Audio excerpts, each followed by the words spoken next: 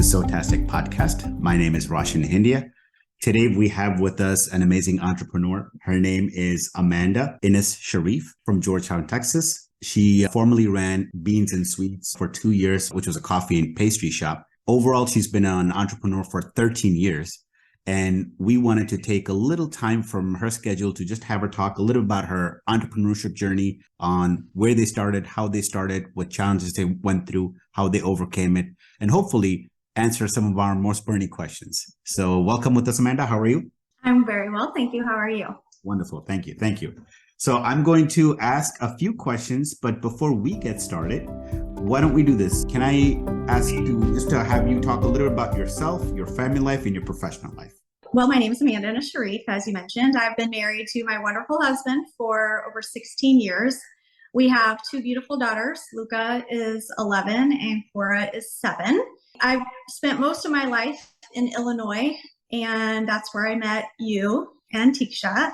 After COVID hit and I had to close the business, my husband and I decided to move to Europe and lived in Luxembourg for 2 years. Okay. And we just recently moved back to the States. We're now living in Georgetown, Texas, which is just north of Austin. Happy to be back home and being able to see family again. Obviously, we met at your amazing bakery, and it was definitely a conversation piece because it was definitely a hit when you were based locally with us. And we were just fascinated that you had made this coffee and pastry shop very successful. So what made you pursue business? What made you get started in the first place? My dad did own a business. He owned a farming business. So not in the sense that I owned a business. So I wouldn't say that I grew up always knowing that I wanted to be a business owner, because being a farmer is much different than being a small business owner.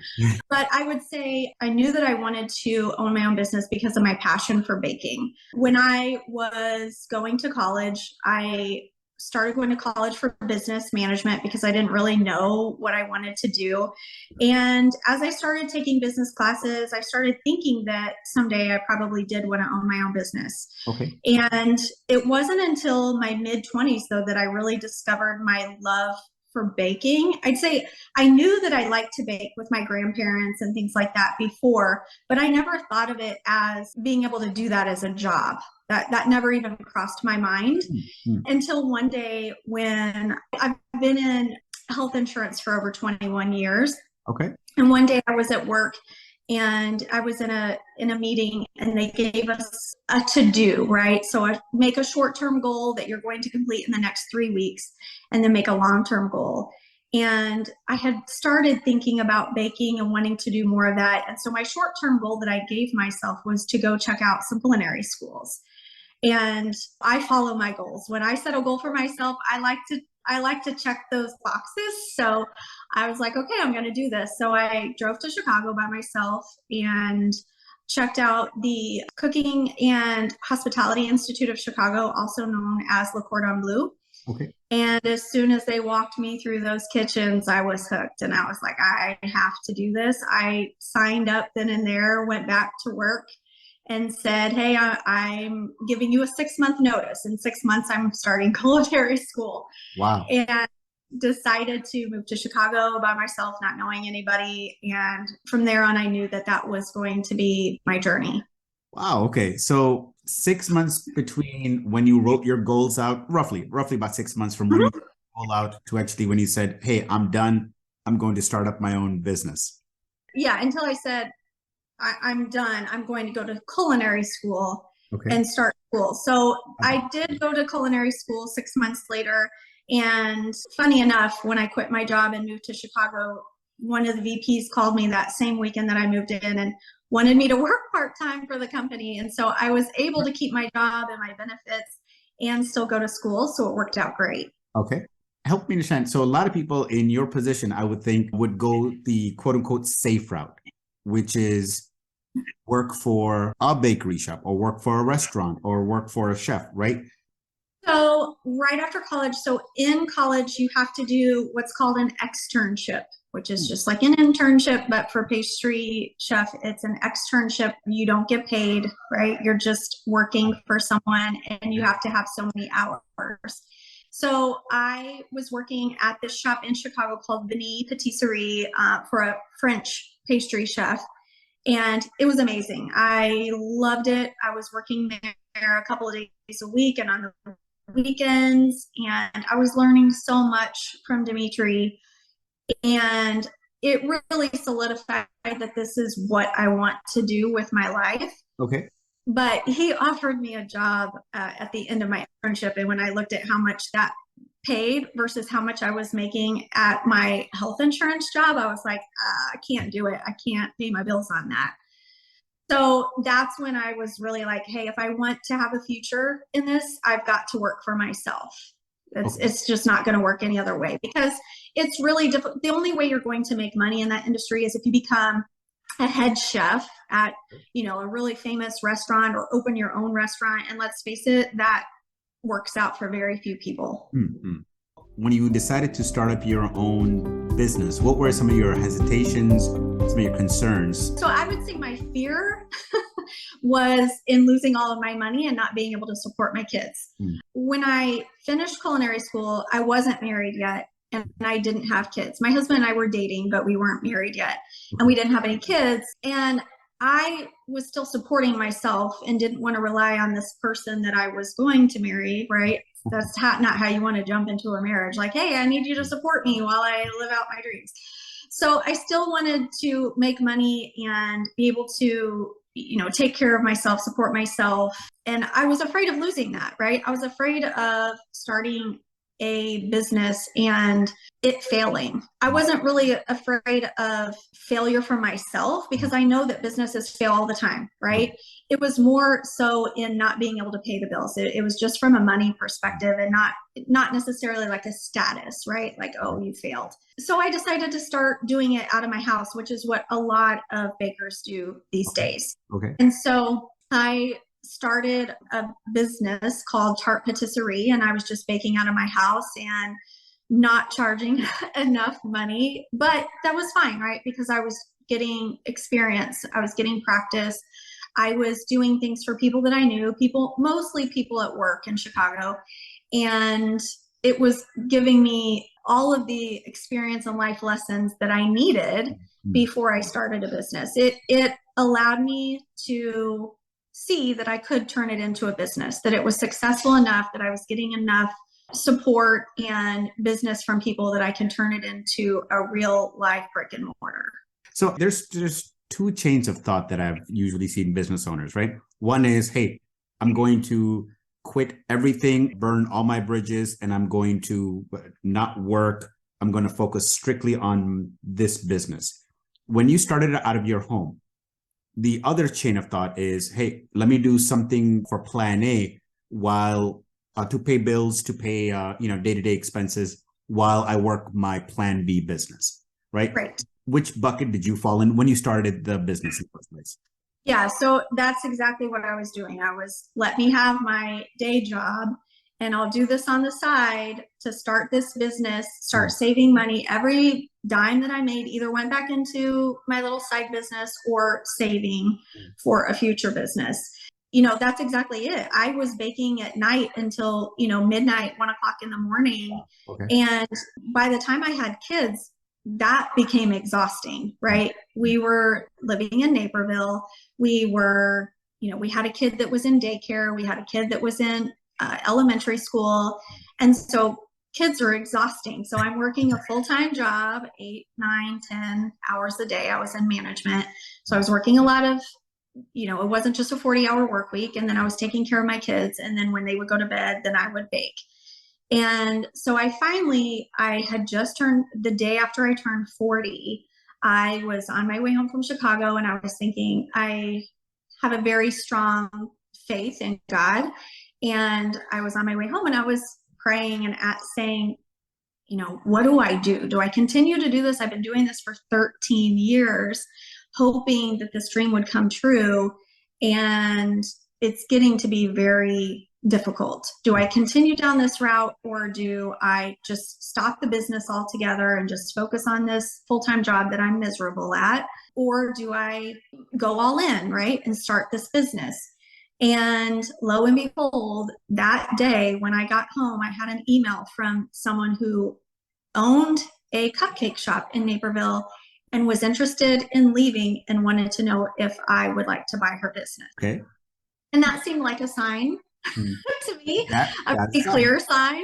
And so I started talking to her and I said, well, maybe I would like to. It took us 9 months of negotiating and just kind of discussing what that would look like, what the buyout would look like, because I wasn't interested in buying her name or her recipes or anything like that.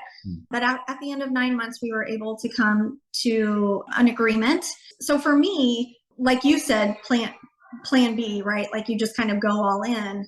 I did go all in. I quit my job and I started this business. But for me, buying an existing shop was amazing because I didn't have to do the build out, which was something that I had always planned that I would have to do, which costs a lot of money. It takes a long time. You're working with architects and code planners and all those things.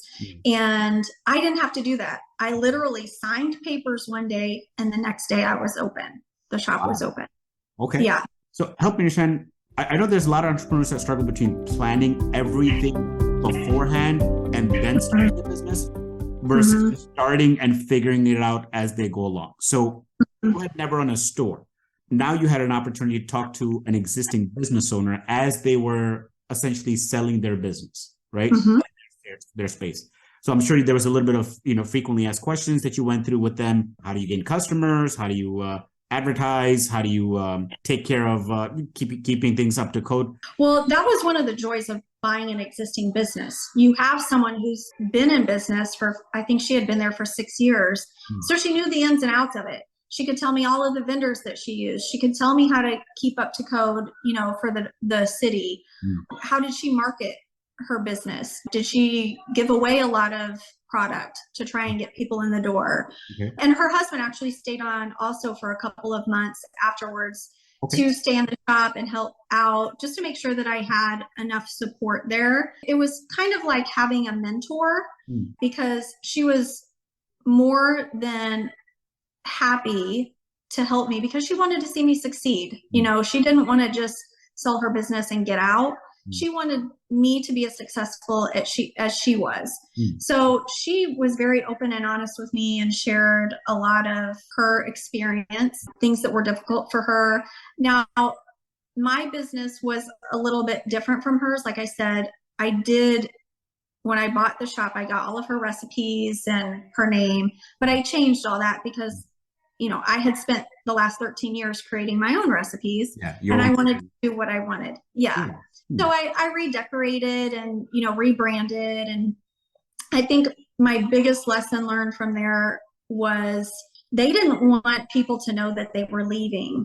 So they came to work one day and then put up a sign saying that they were going to be closed the next day for maintenance. And that was actually the day that they sold. And so when I opened the next day, for at least 6 months afterwards, people were coming in saying, where are the owners? What happened? What's this new name? Why do the cupcakes look different? Why are you selling, whoopie pies now? And that got really old really quickly. And some people were just really angry. And that anger was taken out on me because they didn't want to say a fond farewell. They just wanted to get out, retire, and move. And I completely understand that. And they should be able to do that. And it seems strange that people would be upset that, it's a different cupcake from yesterday to today. But people have their preferences. But I think if I could do things different, I would have asked them to make a statement. I think maybe I would have been a little bit more welcomed and people wouldn't have been as hesitant or as angry to see, their beloved shop go and try someone new out. How do you envision your journey if they had just cold cut up and left and said, we're not going to do any sort of like knowledge transition or anything like that. We're just going to leave. Oh, gosh. You figure it out on your own. Would you actually have made the jump? I would have, but I wouldn't have opened right away. I think I would have taken some time to, get familiar with the kitchen, with the environment, maybe do some test open, some soft launches. I definitely would have needed more time to get my feet wet. I definitely felt more prepared in having their knowledge and their help and their support. Yeah. So, Amanda, let me ask you this. When you start up a new business, there's struggles that entrepreneurs go through. In your case, you actually gained a store that was already existing, but I'm sure you ran through some challenges, whether it was how do you get foot traffic consistently? How do you work with vendors for the best pricing from their side? What were some of the struggles that you went through that you had to overcome? Yeah, there are a lot of struggles when you open a new business, and I don't know that it ever completely goes away, but I think just the newness of it, right? Like, you have to pay taxes, but I swear it feels like you're paying taxes every time you turn around. Turn around, food and beverage taxes and state taxes and all of that. So I think keeping a calendar and agenda for myself to make sure that I stay on top of those things, it's just like balancing a checkbook and managing your personal finances. Only you have to do that times two, right? So you're doing it at home and then you're doing it at your business. And so there are a lot of similarities, but then there are also some differences as well. Vendors, for a small business, you don't have a lot of leverage in changing the amounts, that you pay to your vendors. So you just shop around. You have to shop around, I would say, about every 6 months. It's smart to do that every 6 months to see who is offering the best prices on the items that you're purchasing on a regular basis. Yeah, foot traffic is huge, right? And I'm not sure I ever fully overcame that. And it's just, honestly, I think it's the nature of the beast. For one, the location wasn't perfect. I mean, I was in a strip mall and there's not a lot of foot traffic over there. So you have to try to do things to bring foot traffic in. So I posted every single day. I got really good at social media, which was not something I was real familiar with before that. And I would do giveaways. A friend of mine owned a flower business and balloon business. And she and I became friends just from her coming into the shop. Yeah, natural. And we did a lot of parties and events together. And we didn't make a ton of money off of it, but it helped bring traffic in and gain new customers. I would also go out to events that the city was putting on. So downtown Naperville would do things like All Hallows Eve, and I would work with them to be their vendor and to sell my goods out there. I did negotiate with them down on a tent so that I could make a little bit of money off of that. But I wasn't really in those things for the money. It was to get my name out there and try to build more clientele. Okay. I would say, I think the hardest thing, I was making pastries from scratch every morning. And because I am very passionate about the product that I put out, I threw things away that I didn't sell that night. And so the hardest part is knowing how much to make. If by the end of the night I'm throwing things away, it broke my heart to throw those things away, right? I worked so hard on it, and that's money out the door. But then on the flip side, if I would sell out early, I would think, oh, shoot, I should have made more. It's kind of a catch-22 or a double-edged sword, so to speak. I'm not sure that you ever really learn that perfectly because things change every day. The same people aren't going to come in every day. But I would say that was one of those things that I really struggled with, the difficulty of knowing how much to make. I'm sure that you had your busy days versus busy seasons, right? That creates a little bit of predictability, but it's crazy to realize that. It's hard, especially because that's money out the door, right? It feels like, oh, I worked so hard for that. And then it's not just money, it's your time out the door that you've wasted. It's, oh, I hate to throw things away when there's starving people out there. But those are things that would cross my mind every single day. How did you know what type of customers to focus on? There's obviously businesses that you can go after. There's individuals. How did you strike a balance? Because you mentioned a little bit of going to certain events and just getting your name out there. So it wasn't for profitability. But then how did you understand your market to focus on? You always have in mind what you think you're going to do, right? And you think that your business, this is why it's going to work and this is why it's going to be successful.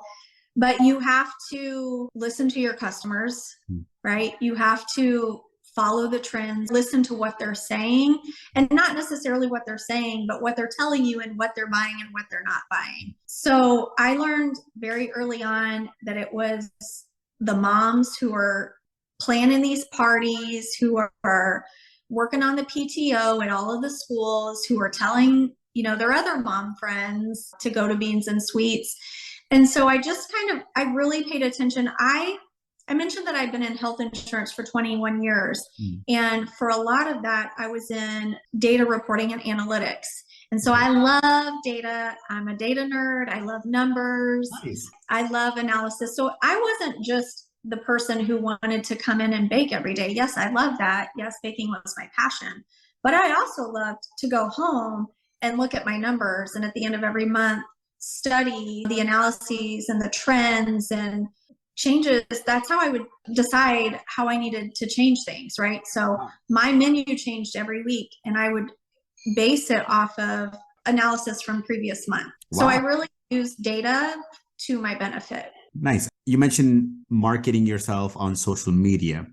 Did you find that marketing yourself on one social media versus another, or getting your name out there on Google search results? How did you find that journey? Difficult. I'm not a huge fan of social media. It's okay. I like to keep up with my friends and spend a few minutes on there, but it was very difficult to kind of learn the trends and when to post and how to post and what I should be posting. But yes, Instagram was definitely where I had my most followers and where people were the most active. So that is mostly where I would share, like if I was doing giveaways or just quick little videos. But I would post every single day what our menu was. I would try to do a little video or some pictures of something new that we were doing.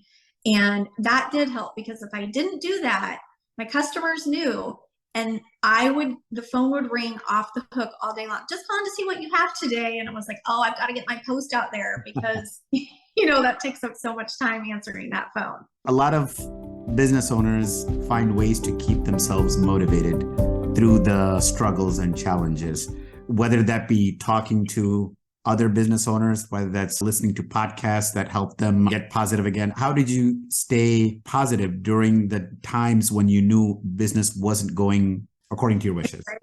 I prayed a lot.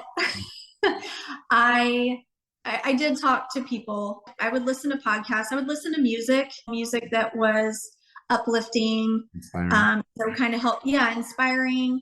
I would reread a business book. I read a lot of business books, and I would just think, maybe there's something I've missed, right? Or maybe I just need to hear something today, or maybe I just need a sign. I would talk to my friends, right? My friends were very uplifting and supportive. My family was very supportive. So I think you have to keep yourself grounded. It's so easy to get caught up in, oh, I had a bad day today. Maybe I shouldn't have opened my business, right? Just because you have one bad day, or because somebody makes a negative comment. But you can't let those things get you down, because, I mentioned early on that my dad was a farmer. And one of the things I learned from my dad was, you have really good years, you have really bad years, and you just have to learn to plan, appreciate the good years. And for me, it was appreciate the good days, the good hours, and plan for the bad years or the bad days, right? And just because you have one bad day, hey, it's not the end of the world. Tomorrow's a new day. And I would just try to go home, kind of brush it off, and know that tomorrow was a new day. Well, good stuff. Okay, so why don't we talk about some of the successes? Because going from a home-based business to a store-based business, what were some of the successes and things that you were pleasantly surprised with? Well, Rashawn, I think that just getting there was a success to me, honestly. I remember standing in my shop by myself one day and looking out the window and just kind of looking around and thinking, I can't believe I did it. I can't believe this place is mine. Like, for 13 years, I've dreamed about it. I've thought about it. I've written it down.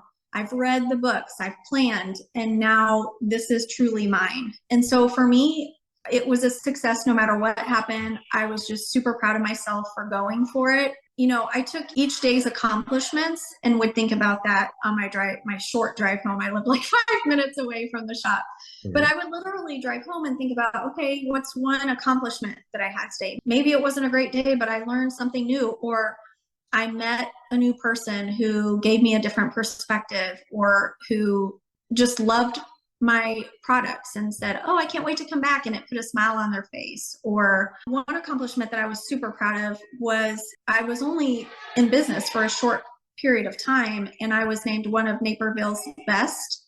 So they put out the magazine regularly, and every year they have a top 3 in every category. And I was listed top 3 of Naperville's best. And I was just super proud that people voted for me, even though I hadn't been around that long. I think one of my other accomplishments that I was super proud of was I had a food critic come in and try a lot of different things. And she wrote a really, really, really well-written and really nice article about me in Glancer magazine. And when I read it, I was just over the moon. And I was like, I've made it. I'm in a magazine. Wow. It's a local magazine, but I'll take it. They say don't listen to critics, but when critics are positive, definitely listen. Yeah, it made me feel really, really good. Wow. Can you help me understand? I mean, you've talked a little about, how you decided to become financially literate as a business owner. When it comes to profits and loss, or accounting, or debt management, or investing, how did you know what was good, what wasn't good? First, I mentioned I read a lot, and I would read every entrepreneur book I could get my hands on, specifically if it had to do within food, because I knew that it could give me insight. I will mention that 2 of the books that for me I found extremely helpful and that I read multiple times were The $100 Startup, and the other one is called The E-Myth Revisited. I've read that book probably 5 times. It's a really, really good book, especially if you're making widgets. I think it's very helpful. The other thing I did was, many years ago, when I was still planning on going into business with my girlfriend, I felt like I didn't have that background, right, in the financial part of it. And I didn't know how to manage profit and loss and write a balance sheet. And so I found, it was actually a class, but this gentleman that taught a class at a local community college in Elgin. And I met with him, and he shared these spreadsheets and these profit loss statements and walked through literally every single cell in those documents and how they're calculated. And I told you I'm a data nerd, so I loved that. And I played around with it and used that when I wrote my business plan, and just started thinking, okay, if I could sell this much a day. And so I started creating those spreadsheets with what I consider to be like real dollars, right? Obviously it was play money, but just to kind of say, could I survive off of this? Could we make enough money at this? So those documents were extremely helpful. I also worked with a guy at my previous job, and he quit his job to open up his own accounting business, and he's very successful. And because he was a friend of mine, he offered me a lot of free advice. He met with me and looked over the documents. He looked over my business plan, and he offered me a lot of great advice. So I did have support in that sense. I found that banks offer a lot of free classes, and it may not be a class in the sense that you're sitting there and somebody is teaching you, but they'll have these classes where entrepreneurs will get together and kind of talk about how things are going, and they'll offer you information. It'll be a class on a specific topic. And I would just join those classes because it was free, and I was hungry to get as much information as I could. And banks love to help out entrepreneurs because they think at some point you're going to want a loan, right? They want you to work with them and get a loan from them. So they offer a lot of free advice and free classes to entrepreneurs. So always, always look up things like that in your area that you can get free advice, or a mentor, a business mentor. I met people, other entrepreneurs who would come in and they had a small business, maybe in the same town or a partnering town, and they would tell me what worked well for them.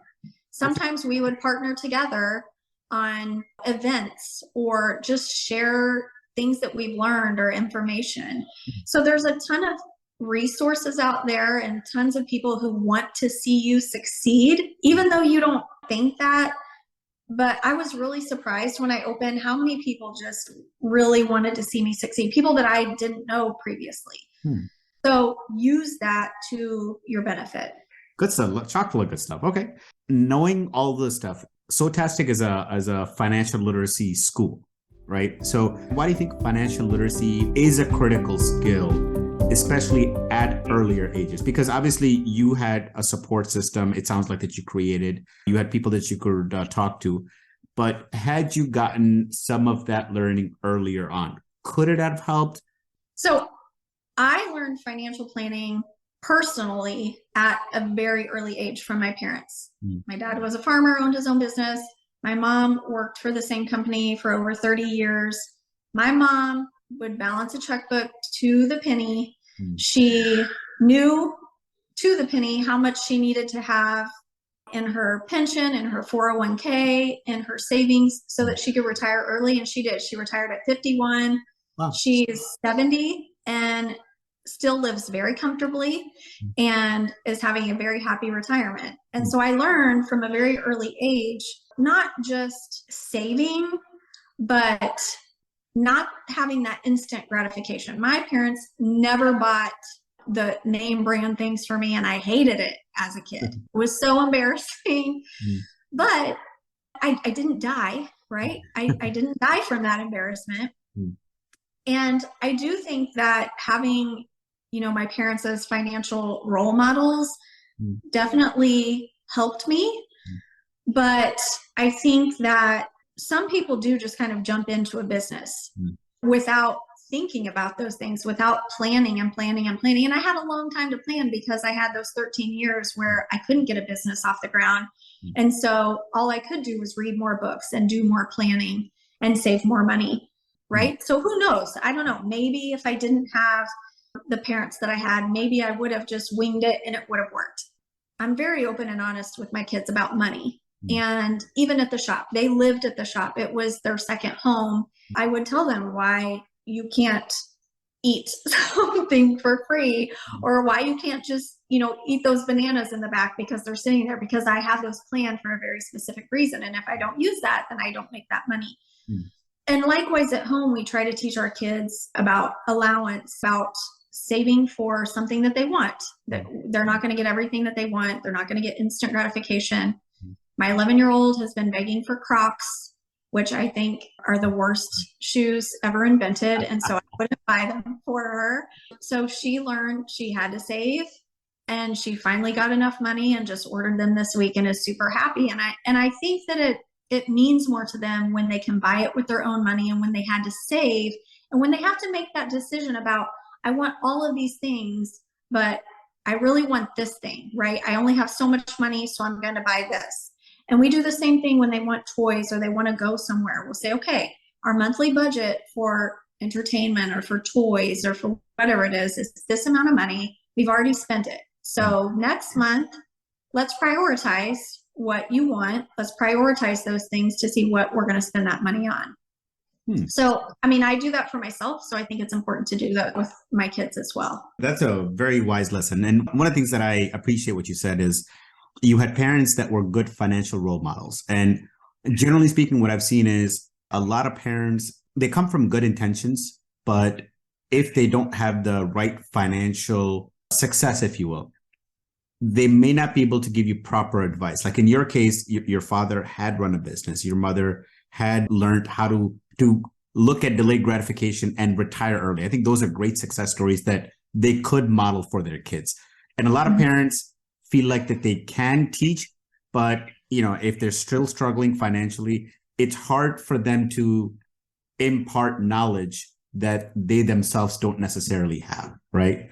Okay, so it brings me to my favorite question. What would you advise your younger self on finances? One thing I would tell myself is not to go to culinary school. Really? Okay. Yeah. If I could change anything, that's what I would change. It put me in a world of student debt. that, and the ROI on that is, it's just not worth it. I could have done the same thing. So for anybody listening, anybody who comes, I do have a lot of people who come to me and say, my kid is interested in being a chef or a pastry chef because it's so popular on TV now, right? And I say, don't go to culinary school. Don't spend $60,000 on a high interest loan or whatever. You can take classes online. You can take classes at a culinary school where you just take one-off classes, a couple $1,000s per class. So culinary school, it runs the whole gambit, right? Even though maybe I didn't want to make wedding cakes, but I had to learn that in a 1-month class, right? Okay. Figure out what your niche is and go take classes specific to that niche. And that way you're only spending a couple of $1,000s here and there. You can also train under a chef, a pastry chef, right? I would have loved to have trained people who were coming up and who had some knowledge but wanted to learn more. I would have been happy to help train somebody like that. Wow. So there's other ways to get that information and to learn that skill set. There's also a lot of things online on YouTube and, master classes and things like that for me, right? For my trade. I'm not saying don't go to college. I'm telling my kids to go to college, but I'm saying if you have a trade, look out there and see if there is a return on the investment that you're going to make. I think the other thing I would say is I would love to be able to give back to my community more. And so I wish that I would have learned that at an early age to focus more on that. Also, not just saving for your retirement. When I was young, when I was first starting out in my career, my early 20s, when I thought about saving, all I ever thought about was saving for my retirement because that's what I always heard from my parents. There's so many other things to save for, right? When you talk about saving for your future, it's not just your future 40 years from now. It's your future car that you want to get. Right. It's your future travel plans. It's what kind of house do I want to buy in 10 years? Or where do I want my kids to go to school? Or there's so many things that you can save for. And so don't just save for that one thing. Don't just save for that thing that's so far off in the distance. Save for the things that you don't even know that you want yet. Good advice. Very good advice. I know you really have an interesting journey. What are some things that you're doing now as a business owner? I know you've started your own blog. You've started some things to continue your business journey. Can you just tell us a little about that? Yeah. So when I had to close the business in the middle of COVID, I was so sad. And it was like losing an arm, honestly. Like I didn't know what to do without the shop. I was there all the time. The kids were there all the time and they would talk about it, how much they missed it. And I was just trying to hold that sadness inside, right? So I was trying to think, what can I do that still allows me to do this from home? I knew I didn't want to give up baking because it's my passion. It's what I love to do. With having the shop, what I loved most was being able to share it with people. So when we moved to Europe, I had already talked to my girlfriend who was the business owner who owned the flower shop and the balloon business. So we kind of talked about, maybe starting a blog when I moved over to Europe. And we talked about, lots of different things. She's very crafty and DIY. And of course, I just love baking. And so I started the blog. And let me tell you, you can't just start a blog like a lot of people think. It is a lot of work, probably like a podcast. Okay. There was a lot of preparation that went into it, but it gave me something to focus on. So I had to learn how to write for a blog. I had to learn a different social media skill set, right? Not just posting my menu every day, but writing and how do I share this on these social media pages. I had to learn photography. I'm a terrible photographer and I had to get a lot better at that. Okay. So I took classes and I watched everything I could get my hands on online. I, just started sharing my recipes. It fulfilled that part of me that I was missing after closing the shop. It was kind of therapeutic for me. And also people who had been following me through Beans and Sweets now were like, oh, this is awesome. I love these at your shop. I can't wait to make them. Or people would email me or message me after a recipe and say, oh my gosh, these are the best cookies I've ever had. I'll never use another sugar cookie recipe in my life. So just being able to keep that as a part of, my life and being able to continue to share that with people has been a blessing to me. And it's been really, really amazing. Amanda, thank you so much for imparting some amazing tips and advice. I'm sure our listeners are going to love it. And I appreciate your time and your thoughts. Thank you. Thank you for having me. Thank you again.